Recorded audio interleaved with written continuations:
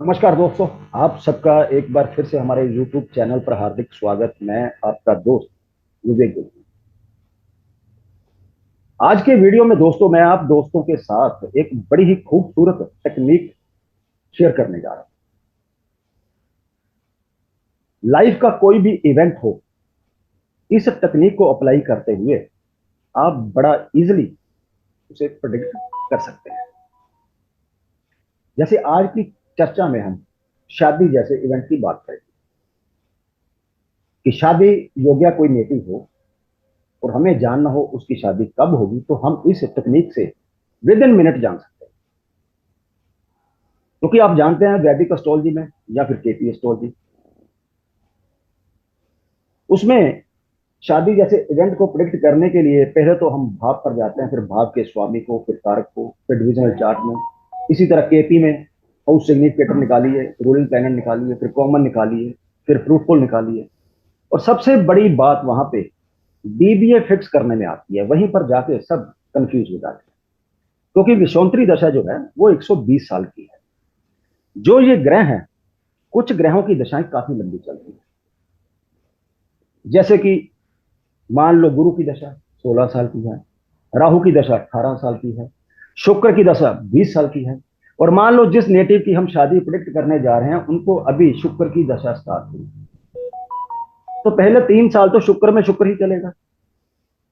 तो आप कैसे प्रिडिक्ट करेंगे? आप कंफ्यूज हो जाएंगे। जो नए प्रैक्टिस करते हैं लोग, सीख रहे हैं एस्ट्रोलॉजी, तो उनके लिए ये जो मैं टेक्निक की बात करने जा रहा हूं ये बहुत इजी टेक्निक है। इसमें हमें करना क्या है उस पर आते हैं। मान लो हमें किसी जातक की शादी को प्रिडिक्ट करना है, बड़ी सिंपल टेक्निक है। कुछ एग्जांपल लेकर भी इसको देखेंगे हम। तो शादी का 7वां भाव है। सबसे पहले हमें क्या करना है? सबसे पहले हम उस चार्ट में 7वां भाव में कौन सी राशि पड़ रही है उसको आप नोट कीजिए। उस राशि के स्वामी को नोट कर लीजिए। ठीक। उसके बाद केपी में या वैदिक में हम शादी का कारक लेते हैं शुक्र, लेकिन यहां पर हम शुक्र को नहीं लेंगे।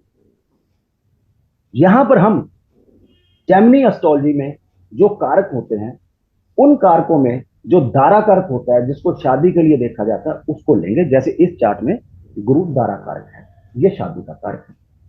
कोई और चार्ट आप देखेंगे वहां दारा कारक कोई और बनेगा। मरकरी बन सकता है, चंद्रमा बन सकता है, शुक्र बन सकता है। तो कहने का मतलब कि हम सबसे पहले जो भी चार्ट होगा जिसमें शादी को प्रिडिक्ट करना है, 7वां भाव उसमें जो राशि है उसको नोट कीजिए, उसके स्वामी को नोट कीजिए और धाराकार को नोट कर लीजिए। इसके बाद दोस्तों हम जाएंगे जैमिनी की चार दशाओं में। ये रही जैमिनी की चार दशाएं। मेष की, ये मीन की है, ये कुंभ की दशा है, ये मकर राशि की, ये धनु की, ये वृश्चिक की। यहां पर जैमिनी में जो दशाएं चलती हैं वो ग्रहों की नहीं चलती, वो राशियों की दशाएं चलती हैं। ठीक, जैसे कि ये मेष राशि की दशा है, तो मेष में अंतरदशा कुंभ की चलेगी, वृश्चिक की चलेगी, धनु की चलेगी। इस तरह ये दशाएं चलती हैं। और ये इतनी बढ़िया टेक्निक है क्योंकि यहाँ पर जो दशा सीक्वेंस है वो बहुत कम होता है। जैसे यहाँ देखिए, ये वृषभ राशि की दशा है। ठीक है, तो वृषभ राशि की दशा यदि देखेंगे हम, 2014 से शुरू हुई, 2016 तक चलेगी। अब इसमें जो अंतर दशा चलेगी उसका स्पैन जो होगा वो बड़ा कम होगा। तो आप बड़ा इजीली किसी भी इवेंट को पकड़ सकते हैं कि वो कब घटना घटित होगी। तो ये 3 पॉइंट हैं। 7वां भाव का स्वामी, उसकी राशि, फिर आपको डीके देखना है, उसके बाद आपको जो दशा सीक्वेंस है वो आपको जर्नी वाला देखना। ठीक। अब यहां पर ये एक मेरे पास चार्ट है। ये एक फीमेल का चार्ट है जिनकी शादी हुई 26 सितंबर 2014। ठीक। यहां देखिए दशा उस समय क्या चल रही है। दशा उस समय 8 अगस्त 2014 से 2016 तक वृषभ राशि की दशा चल रही थी। अब हम क्या करेंगे? हम वृषभ को लग्न बना लेंगे दोस्तों। ठीक, वृषभ से लग्न बनाकर अब सेवंथ भाव का स्वामी कौन बना? अब बना मंगल। बस आपको देखना क्या है, इस मंगल का संबंध इस राशि से आ जाए, इस राशि का स्वामी शुक्र से आ जाए, या जो इस चार्ट में दाराकार का बना गुरु उससे आ जाए। ठीक, तो जब हम इसको रोटेट करेंगे, ये सेवंथ भाव बना, इसका स्वामी मंगल, मंगल देखिए कहां है, तो मंगल यहां पर विराजमान है नाइन्थ हाउस में सेवंथ भाव के स्वामी के साथ। तो इस समय में इनकी शादी जो है होगी इस दशा पीरियड में। और दूसरी बात, जो भी दशा चलेगी जैमिनी में जिस भी राशि की, आप उस राशि को जन्म कुंडली में देखिए वो किस भाव में पड़ती है, उस भाव से संबंधित इवेंट जो है होकर रहेगा। अब जन्म कुंडली में वृषभ राशि सेवंथ भाव में पड़ती है, जब इनको वृषभ राशि की दशा शुरू हुई, ठीक है, और जो हमने टेक्निक अभी देखी लगाई, तो उस हिसाब से वृषभ राशि की महादशा में इनकी शादी होनी चाहिए। अब देखेंगे अंतरदशा। शादी हुई 26 सितंबर 2014 को, ये लीजिए 8 अगस्त 2014 से 8 अक्टूबर 2014 तक इनको मेष राशि की अंतरदशा चल रही।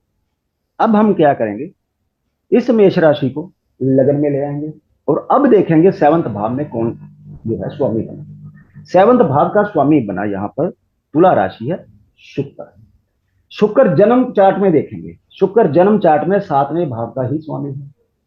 तो इस महादशा जो वृषभ की चली, अंतरदशा मेष की चली, इसमें इनकी शादी हुई। अब इनके हस्बैंड के चार्ट में देख लेते हैं। ये इनके हस्बैंड का चार्ट है, मीन लग्न है दोस्तों यहां पे। अब हमें क्या देखना है, हमने कहा था हमने देखना है सेवंथ भाव में कौन सी राशि, कन्या राशि, उसका स्वामी कौन है, बुध बना। यहां देखिए डी के कौन बना, ये रहा डी के बी बुध बना, सेवंथ भाव का स्वामी, और डी के एक ही ग्रह है वो है बुध, राशि है कन्या। अब देखेंगे 26 सितंबर 2014 को जब इनकी शादी हुई, दशा क्या चल रही, यहां देखिए 2010 से लेकर 2020 तक इनको मिथुन राशि की दशा चल रही थी। अब हम क्या करेंगे, इसको लगन बना लेंगे मिथुन को, और जो ये सेवंथ भाव का स्वामी बना गुरु, इसका संबंध हमने कहा या तो बुध से आए या सेवंथ भाव में पड़ने वाली राशि से आए। तो ये जो गुरु है लगन में बैठकर सेवंथ भाव को दृष्टि कर रहा है बेटा, यानी कि इस दशा में शादी होगी। अब अंतरदशा देखिए, अंतरदशा देखेंगे उस समय 26 सितंबर 2014 को इनको यह दशा चल रही थी जेमिनी में, ये रही सेजिटेरियस की धनु राशि की दशा चल रही थी जून 2014 से अप्रैल 2015 के बीच। अब आप धनु को लग्न बना लीजिए, सेवंथ भाव में देखिए कौन है, सेवंथ भाव में बुध की राशि है जो कि सेवंथ भाव का ही स्वामी है, और साथ में डी के वो भी बुध ही है, ये हमने देख ही लिया था यहाँ पे। तो इस पीरियड में इनकी शादी हो गई। देखिए कितनी अच्छी टेक्निक है, आप विद इन मिनट जान सकते हैं कि इस दशा पीरियड में शादी होगी या नहीं। ठीक, एक चार्ट में आपको और दिखाता हूं, ये देखिए मिथुन लगन का दोस्तों चार्ट है। ठीक है, इनकी जो पहली शादी हुई वो मकर में तुला। ठीक, अब यहां पर देखिए सेवंथ भाव में राशि देखिए कौन सी है, धनु राशि है, स्वामी कौन बना, गुरु बना, डी के कौन है इसमें, यहां पर डी के मंगल बना है। ठीक, धनु राशि को नोट करना है, स्वामी गुरु को नोट करना है, डी के को नोट करना है, ये तीन चीजें। अब हम मकर राशि की दशा चली महादशा, यहां से सेवंथ भाव का स्वामी देखे चंद्रमा बना, चंद्रमा कहां कुंडली में, नाइन्थ भाव में है। इसके ऊपर किसका एस्पेक्ट आ रहा है, सेवंथ भाव के स्वामी का एस्पेक्ट आ रहा है, मंगल का।